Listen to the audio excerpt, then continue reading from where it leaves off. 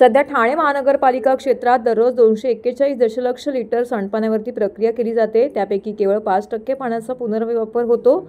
2035 पर्यंत हा वापर किमान 16% वाढवण्याचे लक्ष्य निर्धारित करण्यात आलं आहे, अशी माहिती आयुक्त सौरभ राव यांनी दिली आहे। गुणवत्ता व्यवस्थापन या 3 आराखड्यानंतर आता पाण्याचा पुनर्वापर करण्यासाठी आराखडा तयार करण्यात आला आहे। ठाणे महानगरपालिकेसाठी council of energy, environment and water यांनी महानगरपालिकेच्या सर्व विभागांशी संवाद साधून क्षेत्र भेटी देऊन हा आराखडा तयार केला आहे। त्याचं प्रकाशन महापालिका आयुक्त सौरभ राव यांच्या हस्ते संपन्न झालं। यावेळी ते बोलत होते। शाश्वत नागरी विकासासाठी पाण्याचा पुनर्वापर करण्याचं नियोजन करून जलव्यवस्थापनाच्या क्षेत्रामध्ये शाश्वत नागरी विकासासाठी पाण्याचा पुनर्वापर करण्याचे नियोजन करून जलव्यवस्थापनाच्या क्षेत्रामध्ये ठाणे महानगरपालिकेने अतिशय महत्त्वाचं पाऊल उचललं आहे।